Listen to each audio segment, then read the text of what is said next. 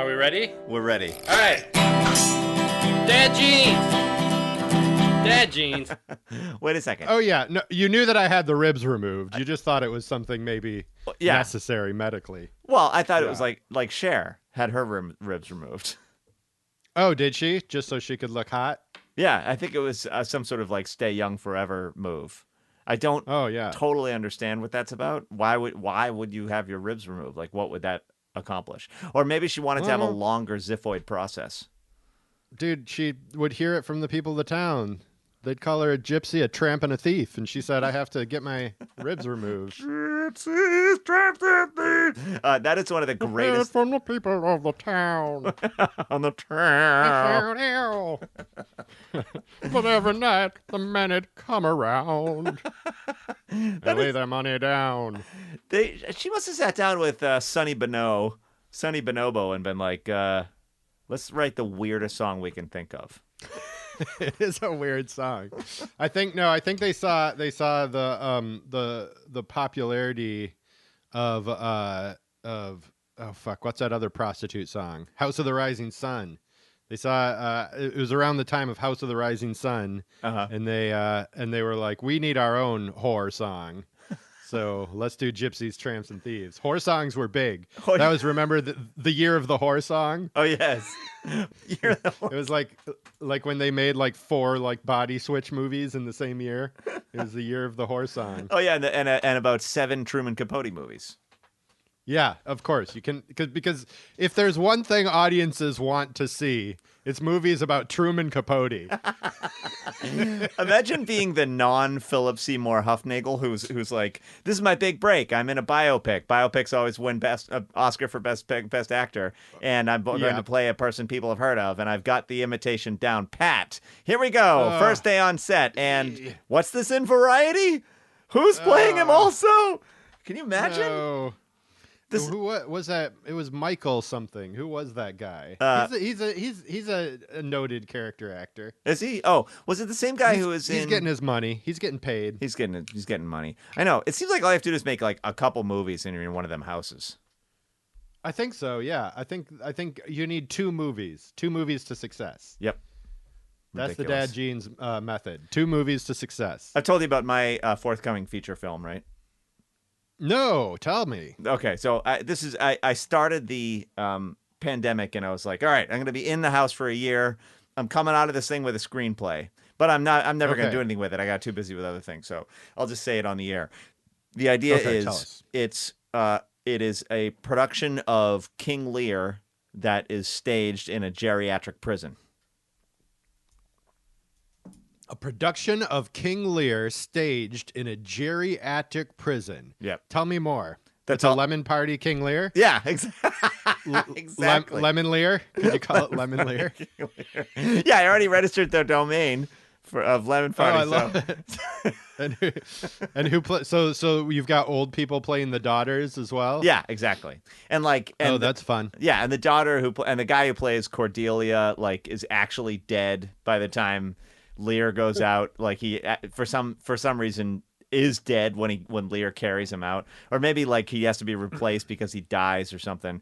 And then the only scene they have is when the prisoners die in this geriatric prison, their dead bodies are left in the hallway for a really long time, sometimes for a day or two. And so so he goes and gets the original Cordelia maybe and brings that was gonna play the role but died, and brings that person. I don't know. I'm just kicking around ideas. They're just all dying throughout the process or throughout the filming of the movie, until at the end there's who's left? Puck? I don't know. King Lear. Right. Yeah. Exactly. I like it. Don't think I don't like it, because what I like is it. Oh, thanks. Appreciate that. Yes, you're welcome. Brendan, we're Dad Jeans. We're Dad Jeans. Have we announced ourselves? I'm Jeffrey Dinsmore of the Michigan Dinsmores. Oh, and I'm Brendan Hughes of the East Coast Hugheses. Oh, the East Coast. You span the entire spectrum of the coast. Yeah, it's a seaboard, and I span it. Yes, never quite settled. Are you a daughter of the American Revolution? Mm-hmm. I'm a niece. Yeah? Yeah. Could you trace your lineage back that far? Are you solid American, or do you have immigrant blood? I am a full-blooded immigrant. I go back as far. We became American roughly around the Great Hunger in Ireland. Okay, so you're not a Hughes at all. You're a Hughes Czech. Yeah. Oh, yeah. No, I guess Irish is a Hughes. I guess you would be a Hughes, right? Right. Well, on Ellis Island, it became Hughes. It began as Omick Fitz Shamrock Hughes, and then they Right, shortened yeah. it to just Hughes. Okay, wise. Yeah. Because your grandpa would not be restocking Luckies if he had that kind of name. It would have been like, sorry, you got to stock the Irish cigarettes. Right. Which are made of loam and dirt, Yeah, tar tubers. peat, peat moss. Yeah, yeah, exactly. Peat moss and potatoes.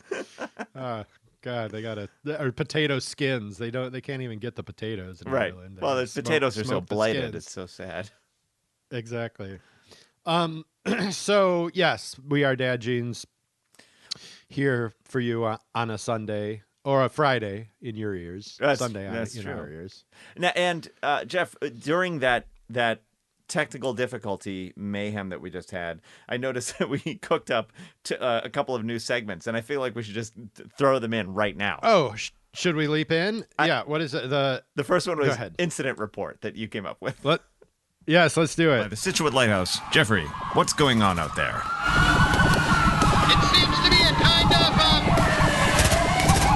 incident.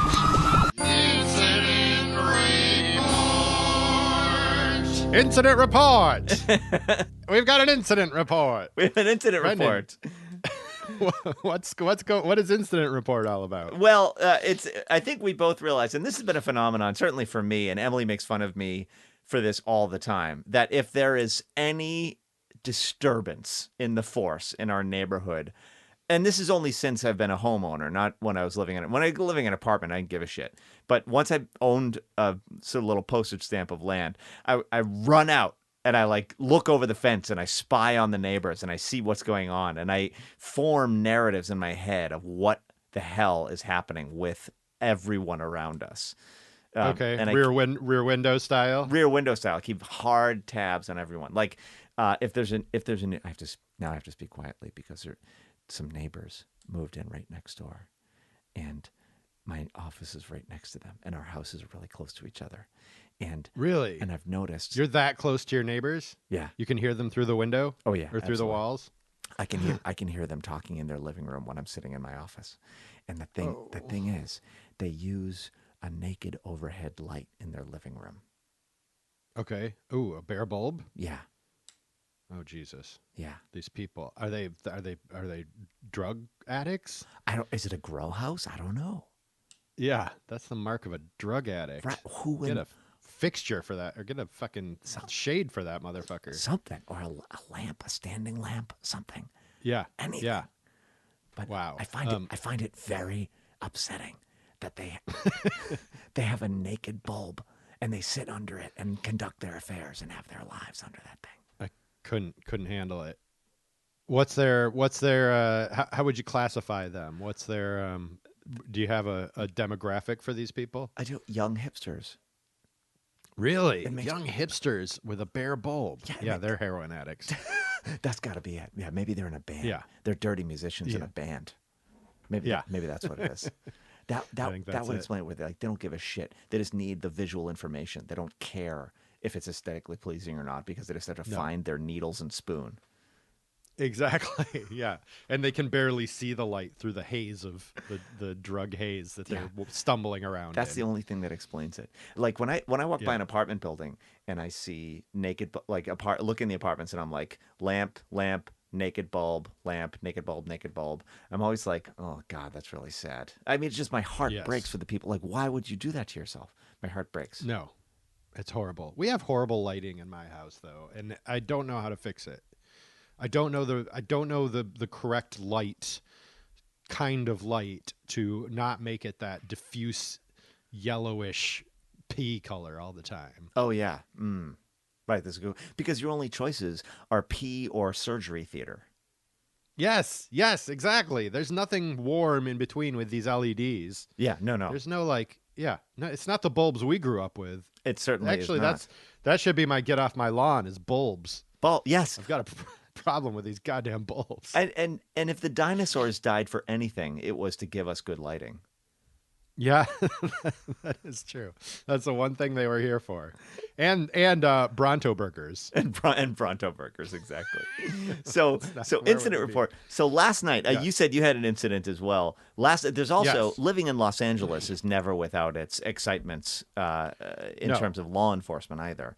And Nope. it wasn't until I moved to this burg that I noticed that about 5 or 6 times a year on the television news there will be car chase where the police are like OJ. But OJ happens 5 or 6 times a year where like a car will be zipping around a neighborhood, running lights and stuff like that. Like when you cross the street in Los Angeles, you have to look for a car chase that will mow you down. It's not like the light, their light turned red, so it's safe to go. No, you have to still look and then run as fast as you can because odds are someone is going to be running from the cops. And or if you're driving, get through that fucking intersection as fast as you possibly can. Because someone's about to smash into your side. Yep, just going to T-bone the crap out of you. And so last night, such an incident happened all around Highland Park. And I tuned into the news. Emily and they passed our house twice. Like, oh my gosh. Right by. And you heard the loudly they passed the house? Oh yeah, and the helicopter was above, and the helicopter had the lights going down, and they were driving 80 miles an hour down the street. Like because you turn into the news, and now what's really cool about the news is that they superimpose the street names as the car's driving around, like from Google Maps, and they show the miles per hour the car is going. And so, I was like, wow, civilization was invented for this particular feature on the evening news, and. I was watching them, and they were just doing circles all around Highland Park over and over again. It was insane. Okay. And then they got finally pulled over a block away. Are you sure it wasn't these bare-bulbed freaksters living next door? I'm not positive. Back from a heroin run? Yeah, exactly. They got lost. Whoever was driving this car probably has a bare bulb in their living room. Yeah. one of those bare bulbers. Because what's to live for if you have a you know what I mean? Like why not get into a car chase and go to jail for a while?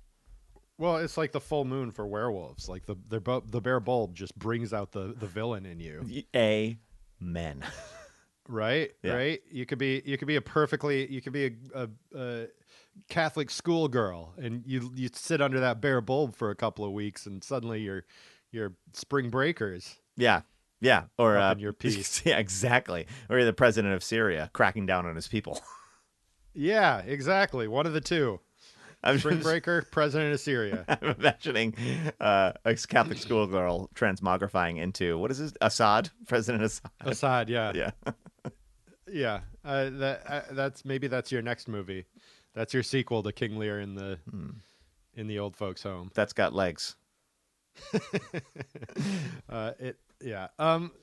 So were you scared at any point? Was it like a little scary? They could just smash into your house. You're right on the corner there. Yeah, I am. And people take my corner really fast. It is scary because people take my corner fast anyway. And this there are a lot of like muscle car idiots in my neighborhood, and who just love to try and win their father's love back with the way that they drive.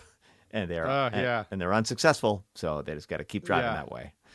Oh Jesus! Yeah, bunch of Duke boys. Duke boys, exactly. Bunch of fucking moonshiners driving around your neighborhood. Yeah, selling that XXX, those XXX jugs everywhere.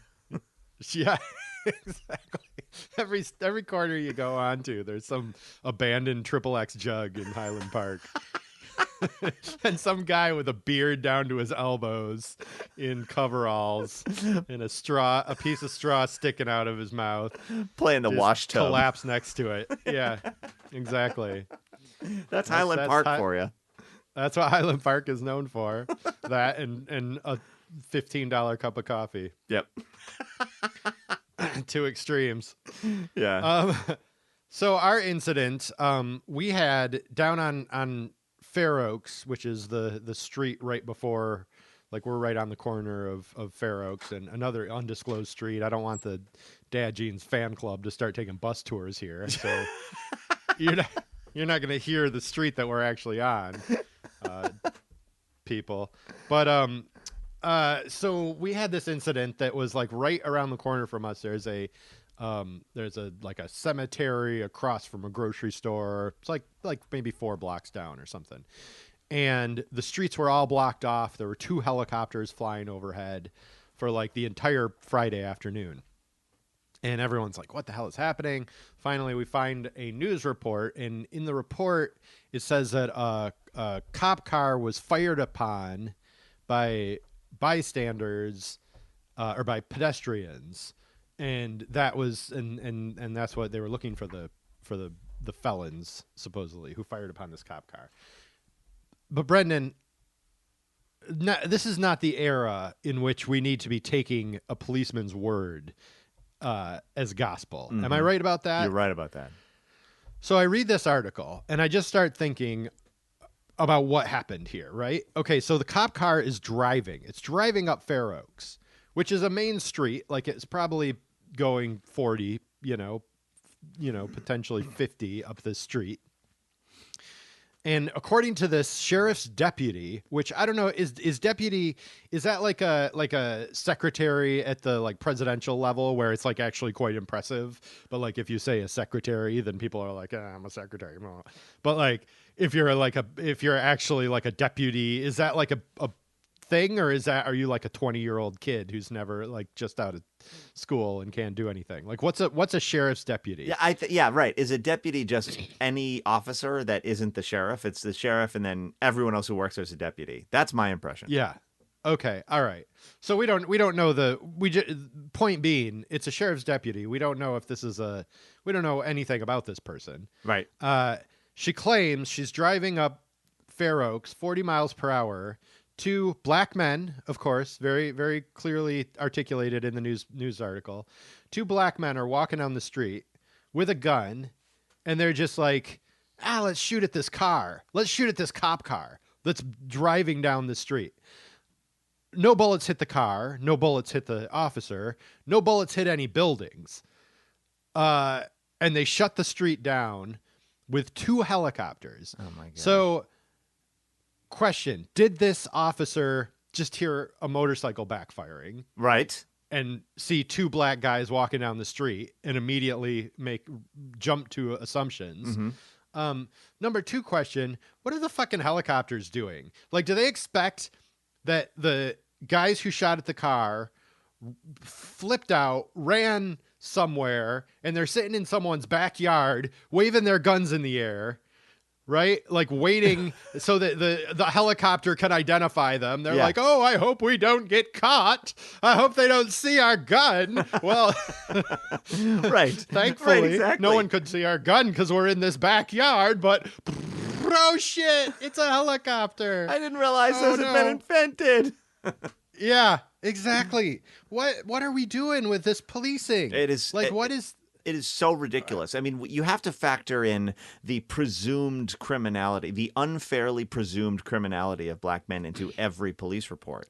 There needs to be a rider or something, because I think the people who might be drawn into policing believe in like good and bad. There is good and there is bad, and then over time The Wire was all about how the cops would eventually become corrupt themselves, and would do and they you got to get the bad guys, you got to go a little bad, right? Right, exactly. Just like it's all so ridiculous. I've been listening to a podcast called Wrongful Conviction, and it is insane the lengths to which cops will go to ruin a person's life just so that they can score points. Like if a person walks by, there's so many incidents of this. If like a person walks by a murder and sees something on the ground and picks it up, that it turns out belonged to the murder victim, then Okay. the cops know this. If the cops know that if they can get you to admit to just picking this thing up off the ground, they can get you for the murder charge. They can add you to the murder charge so that there are two murderers then. And for some reason that wins them internet points or something like that. So they get you to admit, oh, well, I did see this thing on the ground and I picked it up. Oh, you're going to jail for murder. And that's how that, and you'll be represented by a public defender who's too busy to realize that the cops completely made up this thing. And for some reason, they just wanted to get as many people charged for this crime, even though only one person did it as possible. And what people don't understand, unless they have a lawyer, is cops can lie all they want to people they're interrogating to get the confession. But you can't lie at all. Do you know what I mean? So Right. it's insane the way it's all stacked up. And the cops just want to catch somebody. And they're like, yeah, I did it. I caught somebody. Did they do it? I don't know. You know what I mean? Yeah. It's, Wait, it's so you're crazy. an accessory if you have an item related to the murder on your person? You become an accessory or you become a murderer? You become in this instance I listened to, you become a murderer, and it could be this particular state's laws. That's how crazy it is. Like the more you listen to this kind of stuff, and the more I read Gladwell's recent book about talking to strangers and stuff like that. It starts to feel like I think maybe 90% of people in prison are innocent. Right. Yeah, I'm sure like a giant percentage of them, right? Yeah. Like basically we just have a force. We have this giant force of people who we've given power to, and their only job is to just stock the prison. Yeah. Which are they're for profit. Prison stockers. Yeah, exactly. Yeah. It's insane. Or that's chilling. It's chilling. And then you get these judges that are on the take from the prison industry. And, of course, Congress passing laws and all this. Like, it's just insane. So the amount of ways in which you're just walking down the street and these fishing trawlers of injustice snatch you up and you're just gone forever. And people think you did it. It's insane. Right. Right. And now, like, okay, so I'm not going to, I totally think I have no problem with defund the police as a slogan, just because like AOC said it best. She was like, it's not activists' job to make people feel comfortable. Amen, sister. Yes, you should not no, we don't need to find the right word. And it's always like we get into these semantic arguments. Like if you'd only said this, then we would have gone with your proposal. But no. Yeah. No. That's not true. It's disingenuous. And maybe, you're just looking for something. If you'd had snacks available at the protest. Right. Yeah, exactly. Yeah. The minute that if you can say Colin Kaepernick, if only he had protested a different way and you would have supported him, then you know what? You're full of shit. You're full of shit. There is nothing less he could have done. It was the most polite, respectful protest you could possibly imagine. Yep. Exactly. Right. So what was my point? Making people feel comfortable, activists. We're not here to make. I can't say for sure. Like, I don't know what happened in this incident. Like they shut down the street for 6 hours. Also, this incident happened at 12:30 p.m. In the daytime. Like I don't see someone shooting on a random cop car, like in full view of everyone. During the middle of the day. No. But I'm not going to say it didn't happen. It might have happened. They shut down the street, obviously, for a reason. Like, but I was trying to think, like, is that just if you fuck with the cops, like they're just going to bring their full army? Like it's a display basically for the neighborhood. A show of force. Right. Exactly. Right. And if the incident said, or if the incident report said 2 black men, was it in fact 2 black 12-year-olds with super soakers that were bright orange? Right. Yeah. And they were like, time for a show of force. Yeah. Yeah. Who knows? But obviously they made it back to their homes and went indoors wisely to avoid the helicopters. Instead of wandering around outside, freaked out. What are we going to do? Just the bald-faced lack of cohesive and coherent truth about the way the criminal justice system works and the way that we all talk to each other. The lies that we have accepted for so long are absolutely absurd. Well, they rarely affected us. Guys like you and me would not get I know. affected by it. So Right. We have the privilege of sitting here and being like, it's a real shame. yeah, it's true. I mean, yeah, even now we're hypocrites. Right. We should go to jail. I mean, I have a great See, idea for a production of King Lear in a jail. Amazing. Do you think Okay. do you think we would qualify for geriatric prison? Because that's where I would like to go. Yeah, I think so. The lemon lockup. The Lemon Is Ward. that it? The lemon ward. Shall we move into our first actual segment? Or I guess that was an actual segment. So let's just call this our second segment. Oh, let's. Get off my lawn. Oh, let's do. Okay, get off my lawn. Get off my lawn. Hey kids, get off of my lawn. Your fucking lawnmower is turning my lawn purple, and I don't want a punk rock lawn. Yeah. So get off my lawn, Brendan. It occurred to me after we suggested this segment that we have 3 segments I think that are very similar in nature. There's the Fleek snap bracelet one. Oh yeah. Which is sort of along these lines. And then what's the one about, parents just don't understand? That's sort of along these lines as well. Yep. But I think the way I'm going to separate these out is that Get Off My Lawn is about any sort of popular thing that's happening right now that we're not into. It doesn't have to be popular among the young people. Mm-hmm. This is just popular culture in general that we're not on board with. Oh right. So this is more the equivalent of that the headline in The Simpsons: "Old man yells at cloud." There you go. Yes. This could be a cloud. Yeah. That could be your segment. You could be pissed off at clouds. And I often am. Yeah, exactly. Yeah. So what is Brendan? What is your get off my lawn for this week? What is getting your goat? Well, Jeffrey, getting your cheese off. This is what's cheesing me off. Although this could also have qualified for I, a parent, just don't understand. And it is this: face tattoos. No. Oh No. Nowhere. Face or neck. Face or neck. I'm gonna throw neck in there as well. Yes. But Yeah, what are above the torso? Bad idea. What are you doing? Like what you're committing to. Every decision I made, like I look back at the me, as I've done on the air. I look back at the me 10 years ago and younger as being such a fucking idiot. You know what I mean? Oh yeah, you're a disaster. Disaster. And so then I'm gonna make some sort of decision and write it on my face. Like I really like the shortstop of the Red Sox, so I put his number under my eye for life. You know what I mean? Yeah. And then eventually everyone's going to be like, "What's 18?" I'll be like, "I don't know. I don't even remember. I was really stupid." Yeah, you're gonna be. You're not gonna get the part of King Lear. You got that 18 tattooed on your face. Yeah, maybe I could play the part of 18 if that's a character.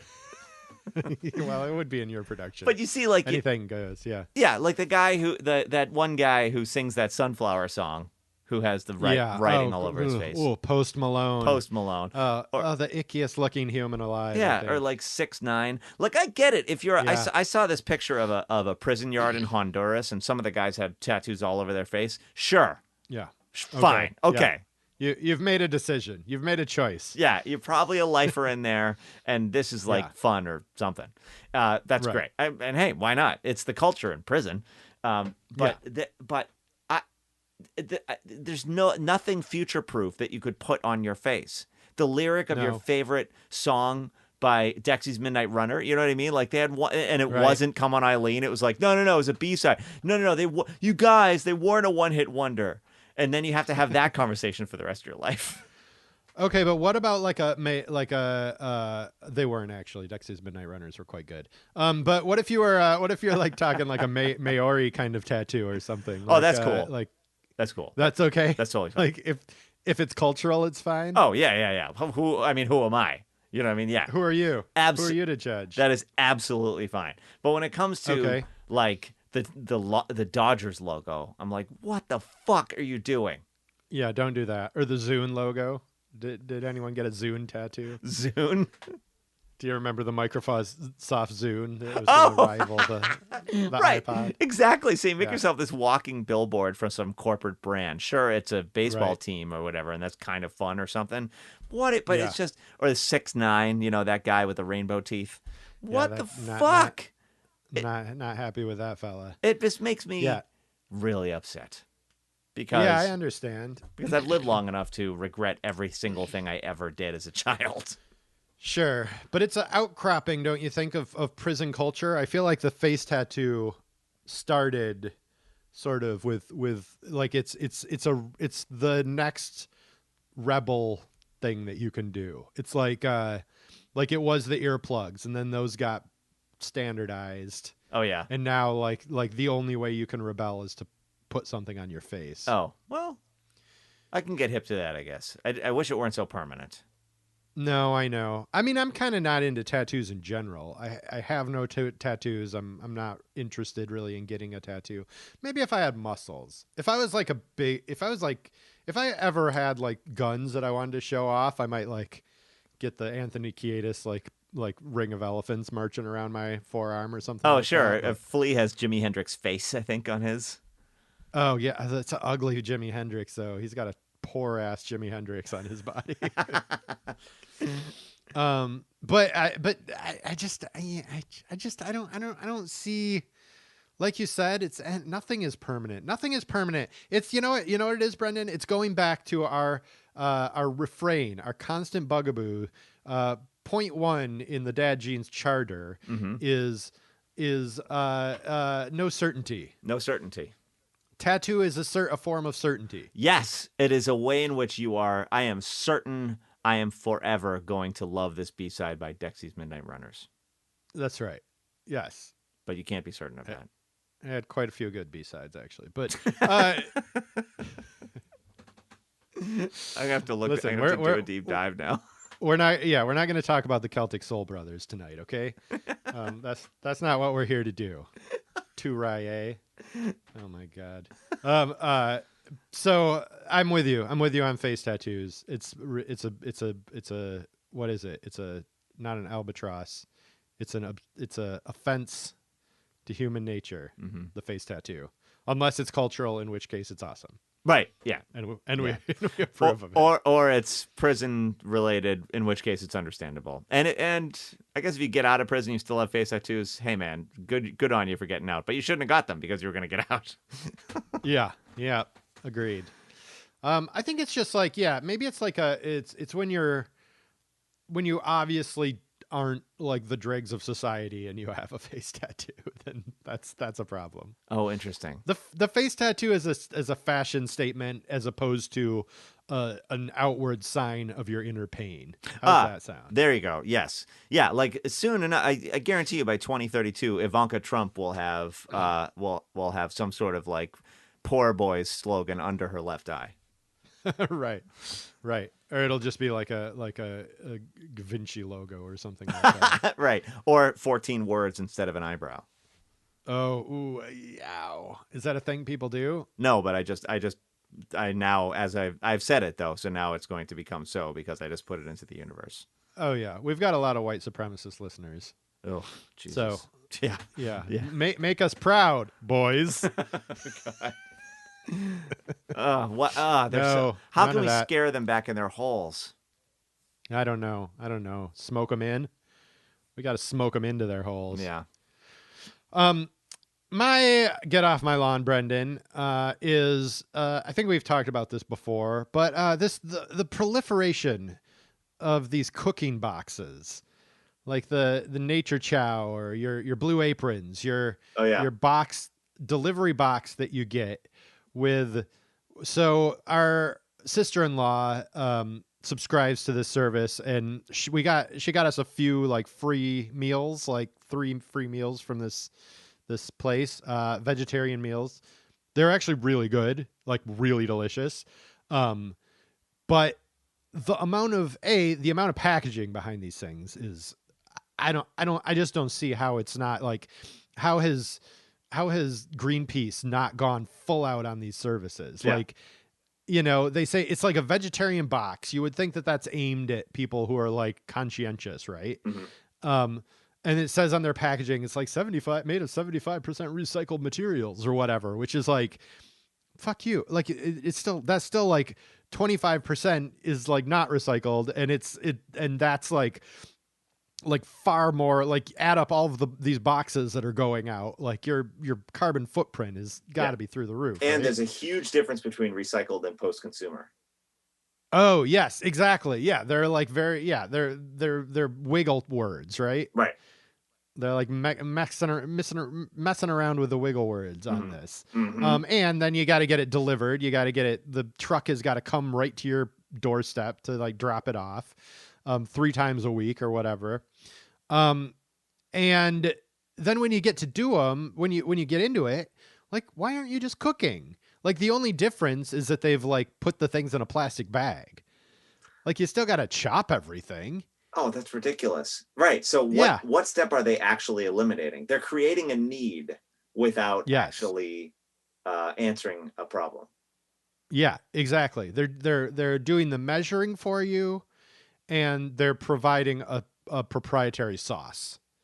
Those are the 2 things that they're doing. Proprietary sauce. ProprietarySauce.com. Do we have our episode title? Yeah, I think so I it's somewhat more convenient. I guess it's like I feel like we kind of get into this, we skirt this issue a lot on Dad Jeans, is like, how convenient is convenient enough to like abandon all of your ideals? That's a great question. Exactly. Right? Like this is like 2% more convenient. So like, I don't need to abandon my ideals to get to this level of convenience. Amazon? It's pretty convenient.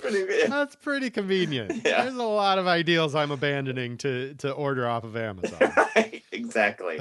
Right, because they have replaced too many steps in the chain and given too much of our lives back. These Munchbox and its equivalents are all aimed at, I think, the dumb me that would have gotten a face tattoo in my 20s, because I couldn't cook to save my fucking life. I still can't, except I now understand how one does that. One goes to a grocery store, which is those buildings, and that have food in them, it turns out. And you go and you chop shit and you apply heat to them in various ways, and then you eat it in your face. You just described it, brother. You got it. Well, you would. It sounds much more simple than, but I could not grasp that until I met Emily, and she was like, "Go to the store." You know what I mean? Right, and so before that, I had You're like, what are all these numbers? What are these words? Right. What? Chicken? What? Yeah, how do I get that in this hole? Right. Oh, you put that on the other table. That's not an other table, Brendan. It's a stove. Well, you can turn the volume up and down on this table. Yeah. The hot thing with all the notebooks piled on top of it? Exactly. Okay. And so it is them because they're realizing that people grow up real slow now. And so, but society hasn't changed the fact that you still leave home at 18, even though mentally you're a 13-year-old, sure, at best, And so people are getting to their mid-20s. And by the way, I was the this. I was the first millennial. So when I was 27, I was maybe 16, and now when I was 35, I was maybe 25. And now that I'm 46, I'm maybe 30. And yeah, that's a curse of our generation in some ways. But and it's just getting slower and slower. People leave at 18, they get a job at 22. And so to answer the fact that people are still fucking children that will never learn to cook, and just they need things to be spoon-fed into their mouths now. And I only say this because that was also true for me. They therefore have these services that will bring you your meal, and put it in your head, etc., and make it a fun art project. And then you're like, look, I did something. Yeah. I did it. Yay, I did it. And Instagram. Yeah, exactly. Thanks, hashtag Blue Apron. Thanks, hashtag Munchbox. Yes, but also it's sort of like it's such a sinister trick to me in that like it also preys on that desire for like local food. It's like I'm eating healthy because I'm having all natural ingredients. It's not canned food, but I can guarantee you a fucking cup of Campbell's or a can of Campbell's soup is far more nature friendly than this thing is, Yeah, right. Because fewer dinosaurs per million had to die. Yeah, exactly. But it has the guise of being natural somehow. Yeah.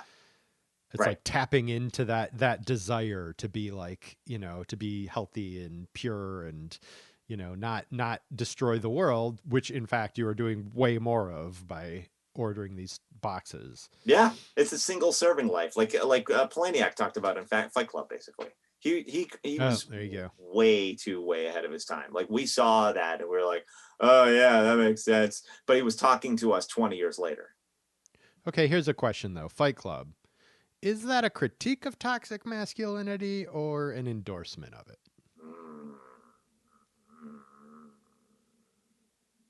I think as a dramatic piece of art, it has to be both. It has to leave the most ideas still standing, and because if it becomes one or the other, it becomes a polemic. That's true, but it was the guise of a polemic. Like we need to get back to our male brutish nature, right? Right. From this kind of like over IKEA'd and convenience-ized. Feminized. Oh, do you think that's what it was? Oh, geez, I always loved that movie. I would be curious to watch it again to see how it holds up. Yeah, because it could indeed be attempting in the way that a great war movie is both an endorsement of war and a critique of war. It's like you can't really make a good movie about war that doesn't make war look fucking awesome and exciting. Right? That's a fair point. Right, and this is the value spectrum of any given good piece of art. Has to have an argument. It has to be having a debate with itself, where it is saying one thing, but it is also arguing very convincingly for its opposite. Because if it doesn't, there's no point in it being art. It's not art anymore. It's something. And this is the problem with a lot of documentaries. The best documentaries are not advocacy pieces. And anytime you get close to, and the problem with, I love those baby boomers, but boy, howdy, do they want as much advocacy as possible in their art. And in my opinion, advocacy and art should be further apart, because our advocacy will tend to simplify and dumbify art. Yeah, now suddenly all your art is like giant paper mache like puppets of effigies of Donald Trump, and it's like, come on, who needs that? Right, exactly. I want mummenschanz. I want people pulling toilet paper eyeballs out of their heads and stuff like that. Yes, give me Shields and Yarnell.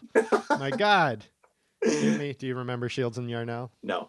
The people who acted like robots on the Muppet Show? Oh, excellent. Yes. I feel like I have very strong, like, Mummenschanz and Shields and Yarnell are of a piece to me. Yeah. In that weird, like, sort of late 70s, early 80s, anything goes. The executives were not watching.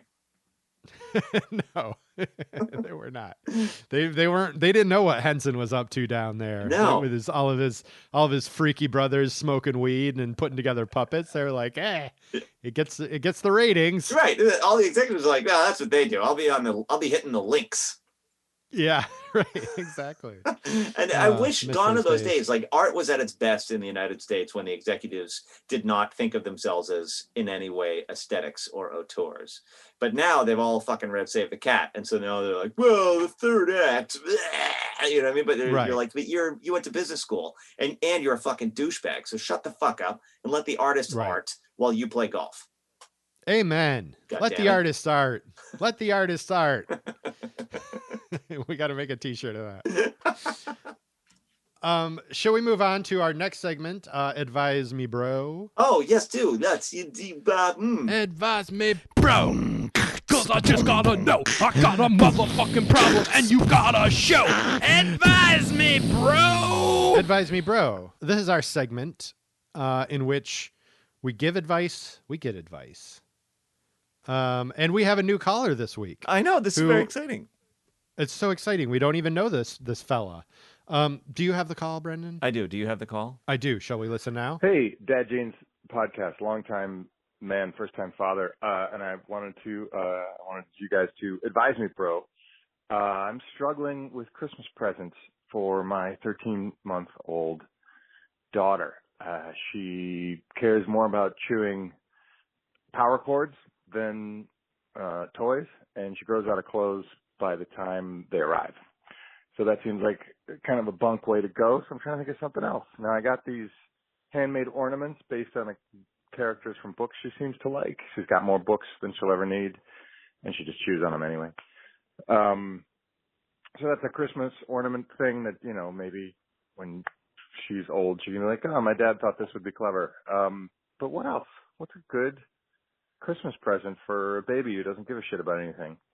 And expanding that, what's a great Christmas present for a rock star mom who's better at everything than I am? Advise me, bro. We will advise this, bro. There are so many things I love about this guy. Okay, do tell. Starting with the fidelity of his recording. I don't know what kind of phone he's calling us on. It sounds like he might even have a landline, but God, that sounds crystal clear. Second, that was nice. Yeah, he's so funny. He's such our people. He's our people. Yeah. Who is this guy? Who is this guy? And third, who is this guy? That's the best part. Long-time man, first-time father. Interesting. Should we at this point actually, if you want to be this guy, if you want to hear good things about yourself, you can call our Dad Jeans hotline. Oh yes, 323. Yep. What is it? 323-515-9290. And we'll play the theme song. 323-515-9290. There you go. Yeah, so we have Advise Me Bros. This guy's great. Yes. Yeah. I love him. Do we have an answer to his question? Brendan, you don't give presents. You're not a present guy. I'm a bit of a bomb. Presents are not they're not your love language. No, they certainly are not. And they are not Emily's love language. Not exactly. That's true. Oh, what's that? Not exactly. What's that edge? Well, I wonder if we're both bah humbugs, but I wonder if she adapted to my bah humbuggery or if I adapted to hers. Like if I found it a relief, like, oh, good, we don't have to give each other presents anymore. And these things can just go by because they're manufactured. Although I do give her presents now and then, but not associated to any holidays in particular. Yeah, the presents are your fat hog in the middle of the night when she least expects it. Brendan, that's not a present. That's not a present. Right. The present is me being physically expectant at like unexpected times, with my cold feet and morning breath. Yeah. Brendan, that's not a gift. I was thinking about this a lot actually when this thing came in, and I was trying to put my mind into that of a 13-month-old girl and what I would want if I were a 13-month-old girl. Oh, interesting. Okay. And I was at a friend's house recently, and they have daughters, and they had this tent thing, this small, very small, like teepee-shaped tent inside their playroom, inside of which was like, I don't know, a book and some ragged pony or some shit. But it was within the house proper, a place that was proportionally sized for the child specimen, and a place that was entirely their own, where they could go and hide and be mad, which was what Oscar was all about. When we moved to the new house, he was like, I need to have a place where I can hide and be mad. Oh, interesting. I love that. Yeah. That's not a bad thought for a 13-month-old to have their own sort of choking hazard getaway place. Right. Well, you just don't know what she's doing in there. Yeah, you don't know. She could be, who knows, reading the works of Thoreau for all we know. For all we know. She could be a genius. I just tried to think back to, like, what did I get my kids at that age? And the answer to that question is they don't fucking remember, and I don't fucking remember. So my thought is boxes to open are the best present you can give a child at that age. That's brilliant. Yeah, that's true. Don't spend too much money. Just give them something to open.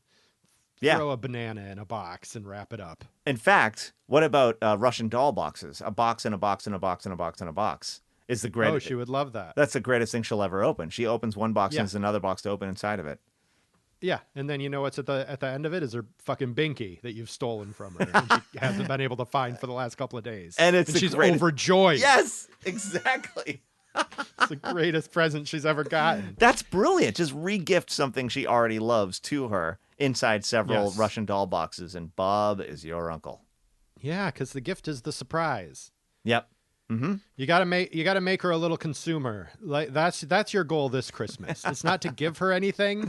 It's to teach her the joy of consumerism so that she can be prepared for the next Christmas when she actually might be able to understand what's going on. Exactly. Now, Yeah. I do not want to compare our new listener's daughter to an animal. However, No. Why would you? why would Terrible. I? I certainly won't. So let's just call what I'm about to say a total non sequitur, but that doesn't Okay. relate. However, it might shed some light on this situation. My family got a dog this week. Oh, what? That's right. We got a dog. That's big news. It's huge news. That's not. You didn't file that in the incident report. I know. There's a lot to Jesus, file. Brendan. We have a dog Oh now. my god. Okay. Wow.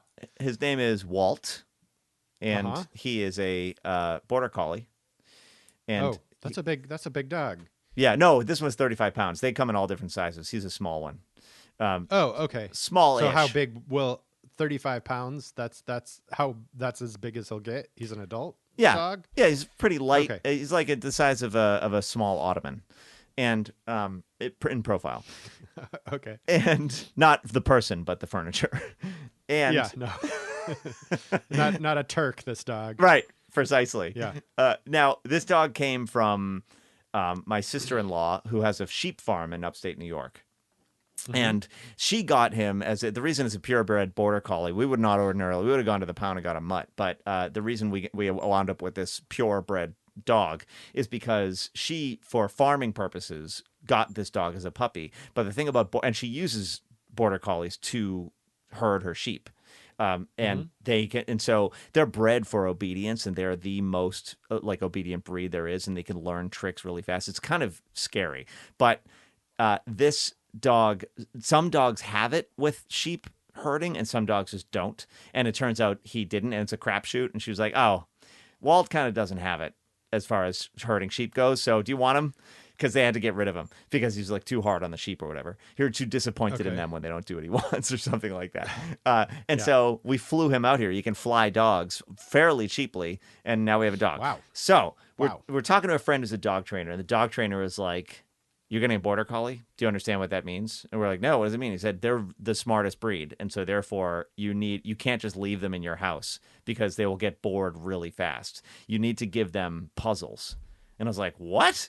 He was like, "Yeah, puzzles for dogs." And I was like, "There's a thing as and I Googled dog puzzles, and sure enough, there are tons and tons of dog puzzles for the smarter breeds. What? Because smart breeds are a total handful. And most of them involve like little sort of whack-a-mole contraptions that have like a little dog treat inside, and they have to figure out how to get the treat by doing a certain series of pats with their paws and stuff. Like, it's insane. No. Yeah, no, I swear to Wow. God, it's insane. And so this relates to our caller's question in that I think there's you're opening the boxes thing, in that I think solving things is probably where she's at. And so if you can give her puzzles to solve, like boxes to open, it's very simple things like that, then you're in business. And you can even figure out a way to make it so that it's renewable and recreatable and makeable, as opposed to some plastic bullshit you have to buy and then she solves it once and she's done with it. Yeah, I love it. I mean, there's probably, if you don't want to go to that trouble, there's probably like fun puzzles for kids that age as well. That's not a bad, if you want to just buy her a thing. Mm-hmm. That's right? true. You don't need to take our advice and get all nature box on it. No, Jeff, let me ask you this. What is the best present you ever bought for Sarah? Oof. That's really hard. It is very hard. I think the thing that I like the most, which I don't know if I don't know what occasion it was for, but Etsy is a really good, you might be a little late on the Etsy, because if you buy it, by the time you buy it next Friday, I don't know how long it takes to ship some of that stuff.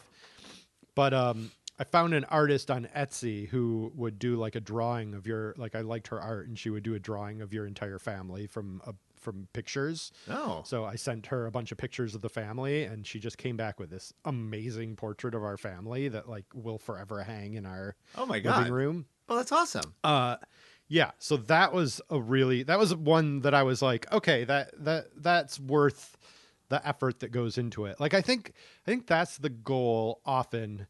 It depends. Everyone is different, right? Like your wife could just love getting a thing. Like she could love like really be into Dostoevsky novels, and you could get her like a first edition Dostoevsky novel. Oh yeah. Like, or find a painting that you think she would love, or painter that you think she would love, and actually buy a painting. yes, but like I think when you get into the taste, when you get into thinking about questions of taste, that's where men get into trouble. Like, yeah, because there are all sorts of unique characteristics to Sarah's sense of taste that I have never been able to logically define. Oh yeah, like. I think I'm not bad on jewelry. I've done jewelry before, and I think I've gotten it right more often than I've gotten it wrong. Mm-hmm. But it's really hard to know ahead of time. Oh, yeah, exactly. You know, because like you could be like, oh, she likes dangly things. You know, like I noticed that she enjoys dangly things, so I'm gonna buy her a dangly thing, but then it doesn't dangle in the right way. You know, right? Like she likes dangly things that dangle this way, and I got her a dangly thing that dangled that way. So, and then you ruined Christmas. I've ruined Christmas, yeah. But Sarah is not a very she's not a very materialistic person either. She's not super into presents, so I don't know. It's hard, man, when you're married to someone, like get them something they really want. Self-care also. I feel like a massage thing or a giant black dildo is always a good present. Emily got me a massage once, and that was incredible. Yeah, massages are good. Yeah. Can't go wrong with a massage. That shows you care. Or I don't know if COVID is the time to be getting massaged. But... Oh, yeah, that's the problem. Well, you could also, I don't know what town you live in, Mysterious Caller, but you could find a view of the town, or like a lookout view that you just think is incredible, and bring her to it and be like, I wanted you to see this view. Yes, and then hump her. That's the cherry on the sundae. I got Emily a KitchenAid mixer once. Yeah, how'd that go? It was a pretty penny. She was totally into it. This sounds like the 50s, right? Where I'm like, I got my wife a KitchenAid mixer. Yeah, but Emily loves making bread and all that kind of baking, all that kind of shit. So she was totally into it. We use it every week. Well, that's the thing. You know, you can't over stereotype, or you can't, you don't want to be like, oh, I can't buy this thing because it's domestic, even though it's something your wife would adore, Yeah. Yep. I don't know. Tough. It's tough. Gifts. Becoming a bah humbug again. I'm having trouble with my daughter this year. My son he's a piece of cake. Hazel is a little bit more mysterious, but she's gotten into being a writer. So now now I've defined her, and I can sort of get her writerly gifts. Get her this. I know. I might just give her mine. Actually, I've got 2 of them at this point. Oh, the Alpha Smart. Upgraded. Caller, give your wife an Alpha Smart 3000. Yes. Everyone loves an Alpha Smart. Yeah. You can get it for $15 on eBay. Yep. In fact, give her that and a pound of coffee, and be like, "This is your writer's workshop retreat in a box." Oh my God. Oh, see, that's so sweet. It's just how you define it. Then you can give her any old thing as long as you define it in a romantic way. Yep. There you go. Shall we move on to, I haven't advised me, bro, but it's going to take too long. So I say we move into fatherly advice. Oh, fatherly advice. Let's do that. Help me, Daddy. Fatherly advice. Help me, Daddy. Fatherly advice. Jeffrey, what is your fatherly advice? My fatherly advice is that this is something I've noticed. I've never done any scientific research to determine that this is in fact true. But in my opinion, from what I have observed, what you weigh today is based on how you behaved 2 days ago. That makes a ton of sense to me. Right? So if like this is a trick that nature plays on you, that your body plays on you, because it doesn't want you to lose weight. Right. Your body wants you to get fatter. Yes. So what your body does is it gives you the weight and you think that it's based on what happened yesterday. So if you lose weight and yesterday you were a fucking pig, then you're like, oh my God, I can just be a fucking pig all the time. And if you've gained weight and yesterday you were great, then you can say, what the fuck? Like I'm being so good and I'm not losing weight. I might as well be a fucking pig. Right. So either way, your body is trying to be an asshole to you. But no, think back to what you did 2 days ago.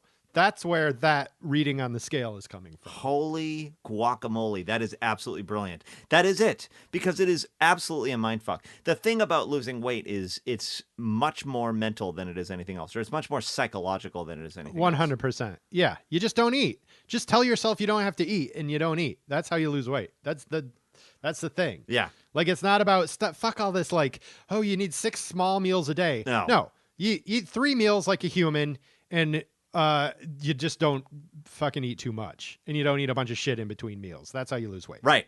The only thing that actually works is calories in, calories out. Exactly. And that's it. And you walk around a little bit. Go wander around a little bit. See what the neighbors are up to. File an incident report. Right. That's how you lose weight. Yeah, that is the only way because all the other fads and everything like that is just horse shit. But we'd shut down the entire magazine industry because it's all like, all you have to do is eat baby food, 19 jars of baby food every hour. Yeah, there's a new thing every other day. There's a new thing that people are swearing by. You know. Yep. Come on with this. Which and is garbage. It's all garbage. And you just can't if there's too many rules, you can't fucking obey all those rules. I know. Here's the rules to losing weight. The only time I have lost weight in my life, here are the rules. Eat 3 meals a day, normal portions, preferably natural food. Yep. Don't eat a bunch of macaroni and cheese or something. Yeah. No more than 5 ingredients. Yes. Your only snacks should be fruits and vegetables. And you don't eat after dinner. Yeah. Right. Yeah. And I would add on the psychological component would be don't panic when you get hungry. Yeah, that's good. You have to decouple the panic feeling from hunger.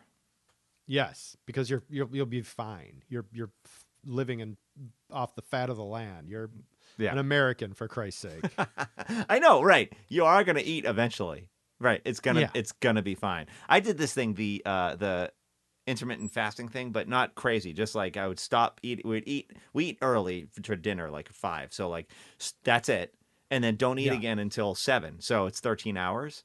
And but we get up so early. So in the morning, you're hungry. Your stomach is growling a little bit, but you get used to it. Then you're just but you're so busy. I'm doing my study hall, I'm doing a thing. And then you're like, oh, I got so busy, I forgot I was doing it. Oh yeah, it's time to eat. And if you can get yourself into that mode, where in the old days I would be like, I instantly have to throw a handful of nuts in my face because I got a pang at 3 p.m.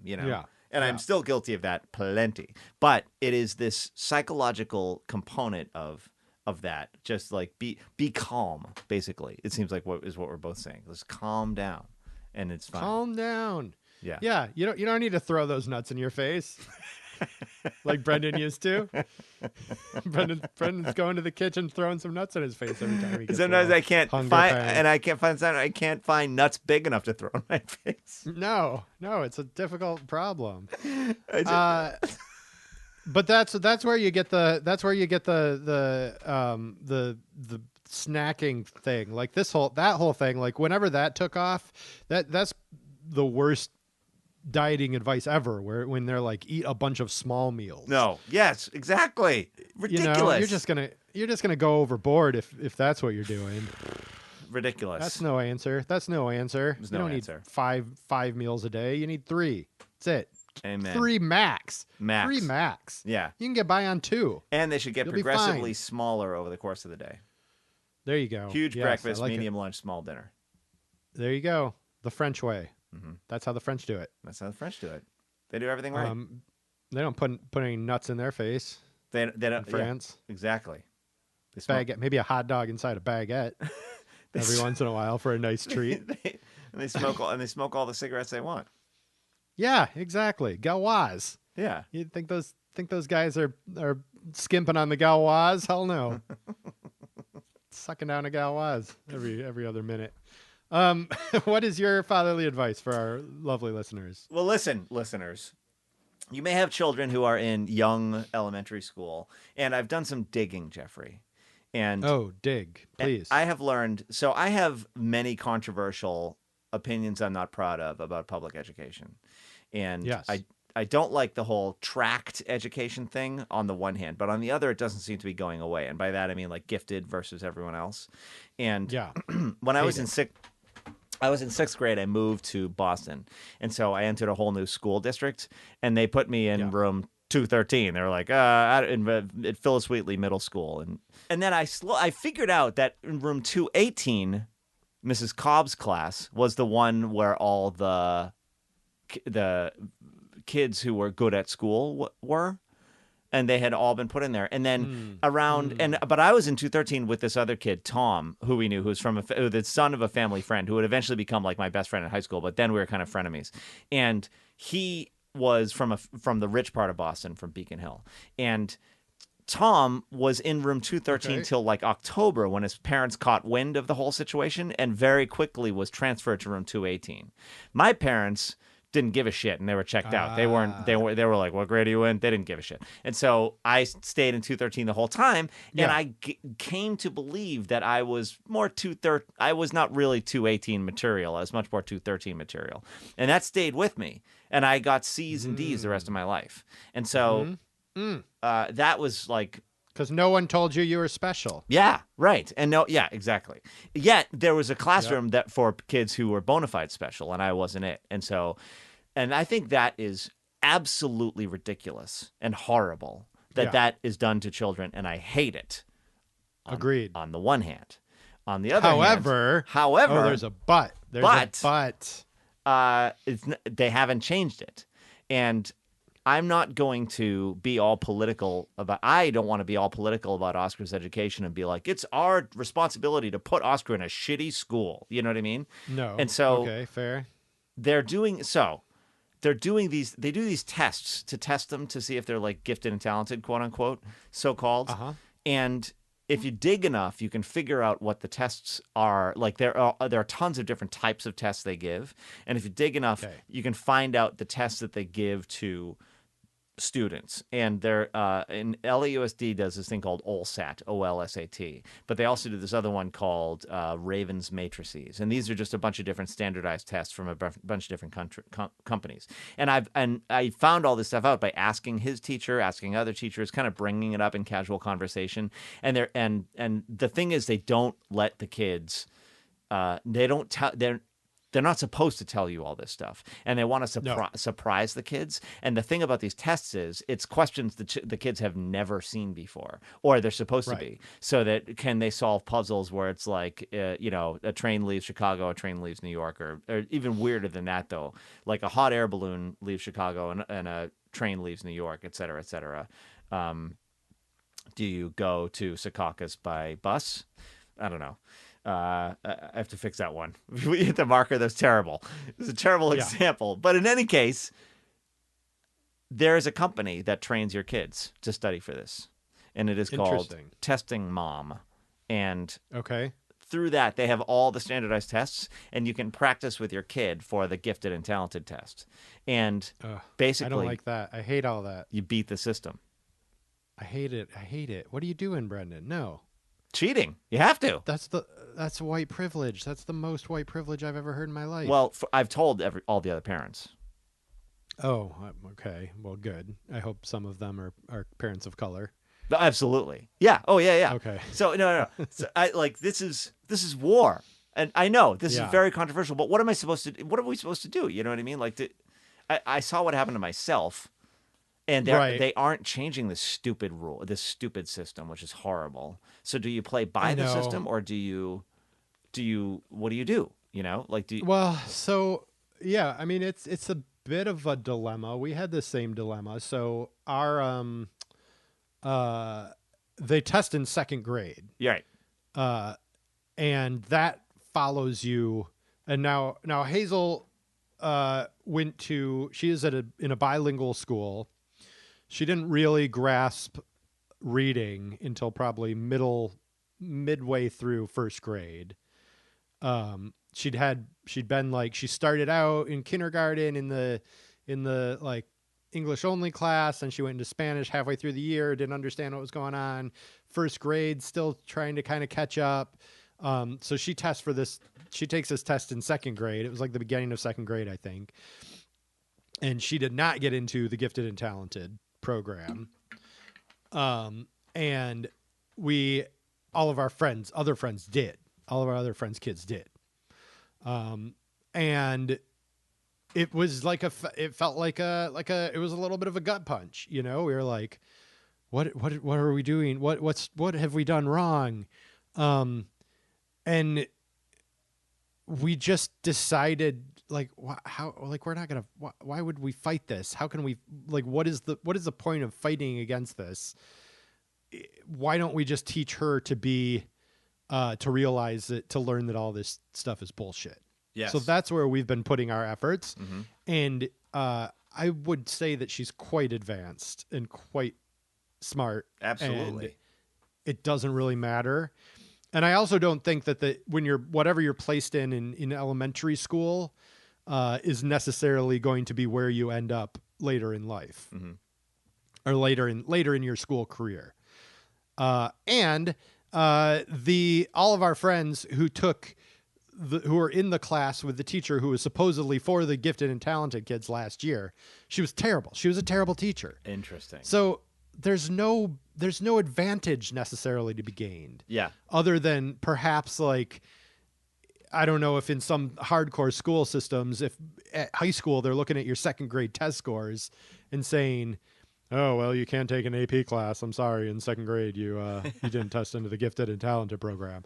I don't know if that's the case. If it is, we'll deal with that when the time comes. But as I've seen at our school, there's absolutely no advantage to being in the gifted and talented program. And in fact, in some ways, there is an advantage to not being in the gifted and talented program, in that you get to socialize with kids who are not, like, being deemed by the school as superior to the other kids. That's great. I think that is so. That's my pitch. That's brilliant. That's my pitch. Why do these fucking programs exist? And why don't they just teach all the kids as if they're gifted and talented? Like, why don't they just make it harder for everyone, and then they'll rise to the occasion? Yeah, and also it's just like the criteria that you're using to determine. I mean, we talked about this a couple weeks ago. It's like, if a kid is like I just read this thing the other day that when you increase the number of hours that kids spend outside, like, there have been many studies that show that the diagnoses for ADHD go way down.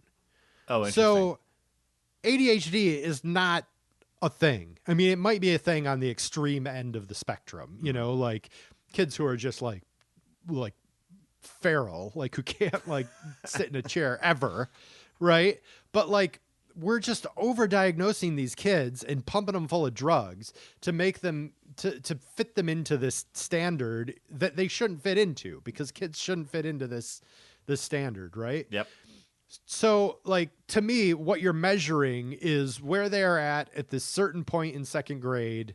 Like, if you're able to study for the test and give them the questions that they think they're going to get on the test, he'll probably do pretty well. And go for it. I'm not going to shame you out of that approach.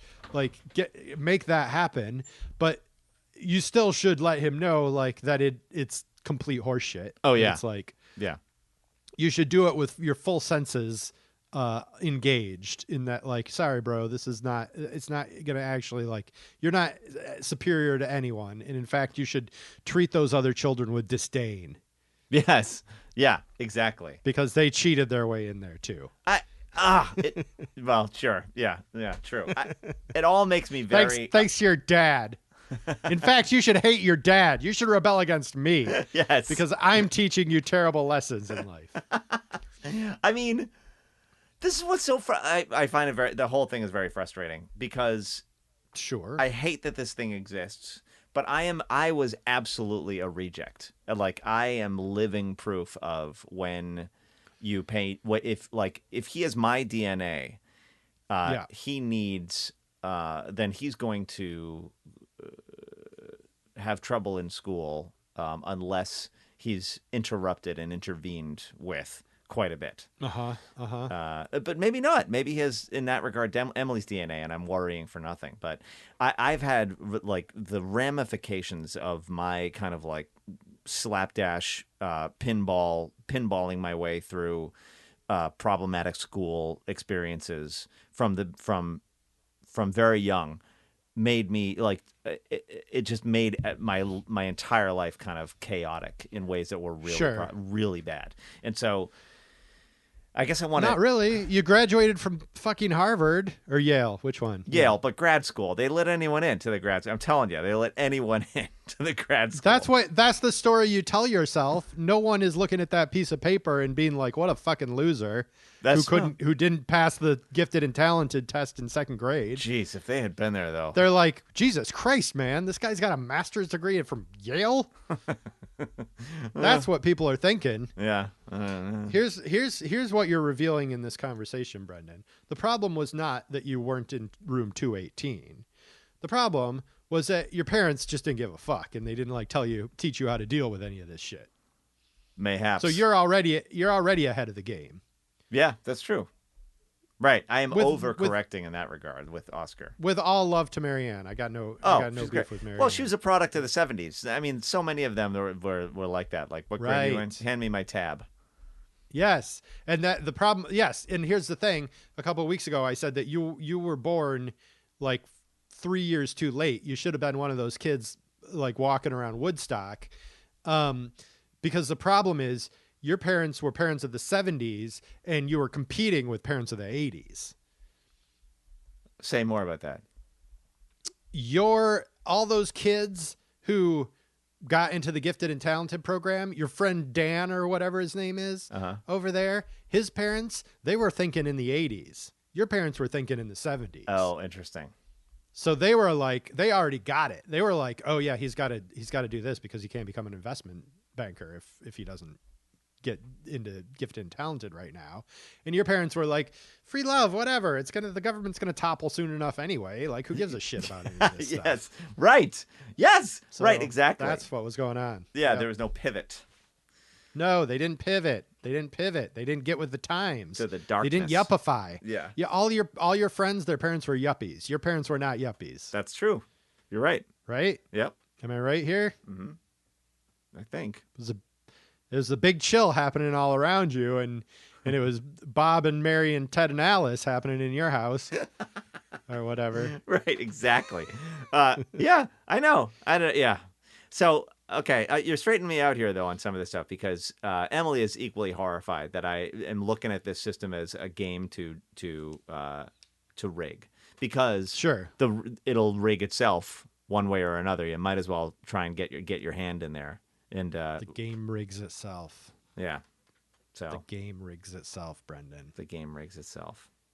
But I mean, listen, if Oscar can sit down and study for an IQ test, then he's already smart enough to beat that IQ test. Yeah. If your child at his age is able to sit down and answer questions and gain the knowledge that he needs to to trick out an IQ test, then that means he is smart enough already.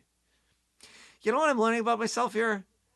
What? I think, and this goes to my politics too, like where the Republicans fight dirty, and I'm always like, why don't we fight dirty?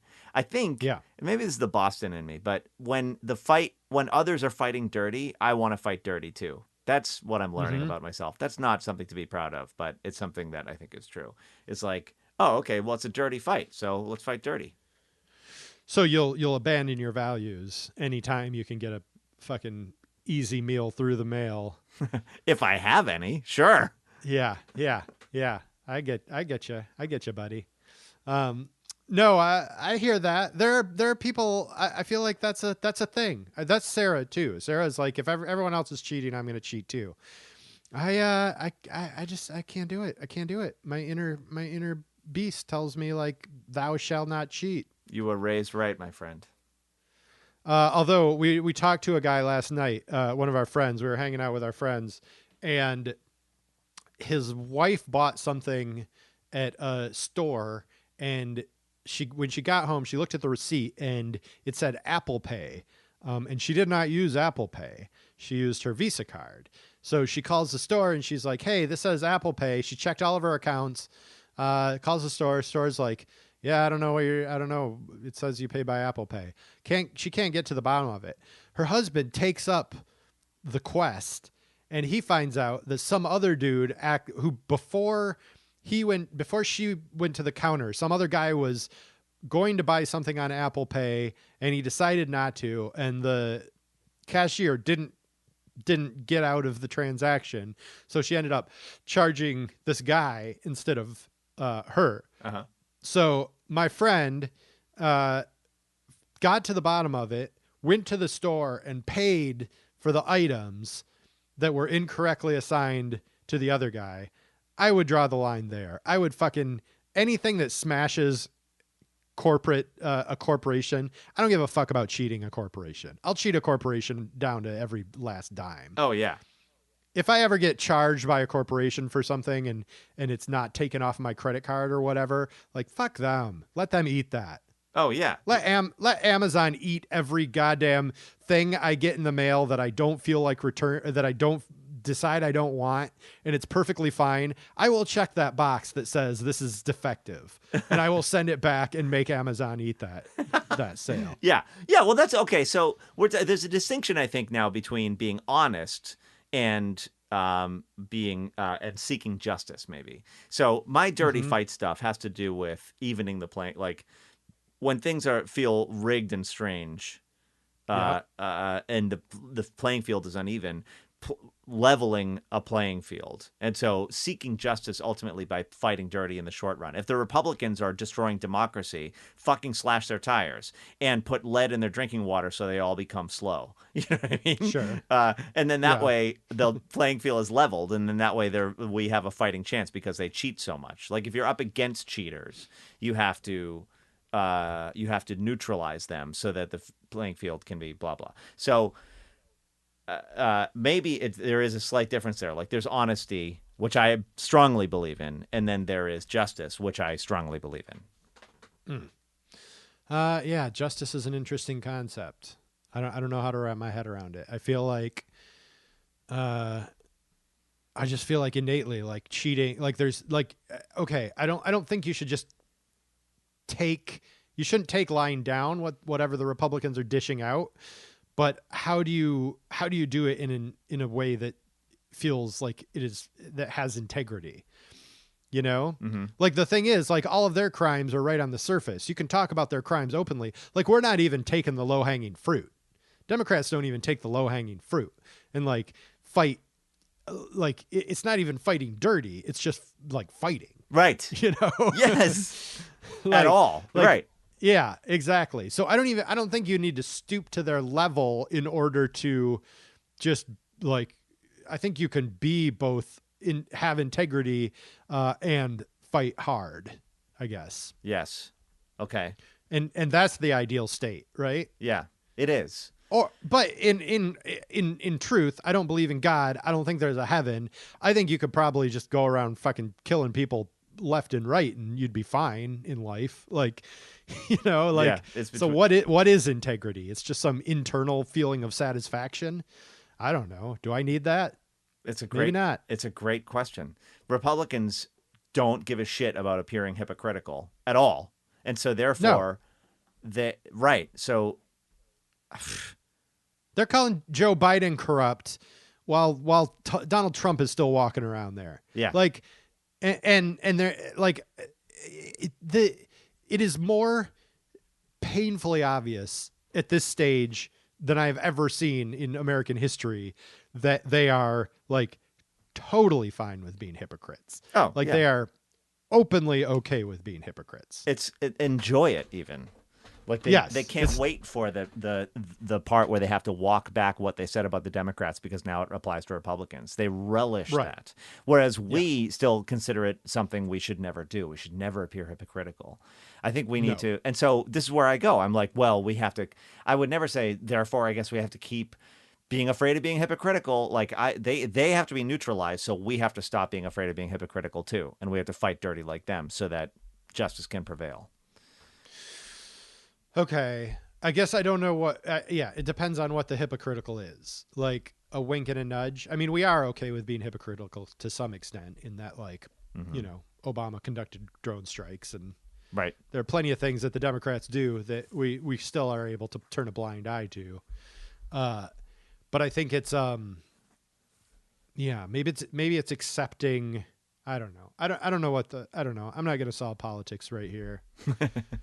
Or education. It's hard. Or education. This But shit we is try hard. every week. Every week we try. We try. Yep. And we'll try again next week. We'll try again next week. It's all we can do. It's all we can do, Brendan. Yeah. On that note, I'm gonna let you go. Jeff. Loving kisses to you and the family. And you as well. You complete me. Yeah, you fill 90% of the void in me. I still got 10%. That's good. Nothing can fill. I got plans for that 10% void, my friend. I know you do. You're gonna throw some nuts in my face. All right, Brendan. I will chat with you later, my friend. Okay.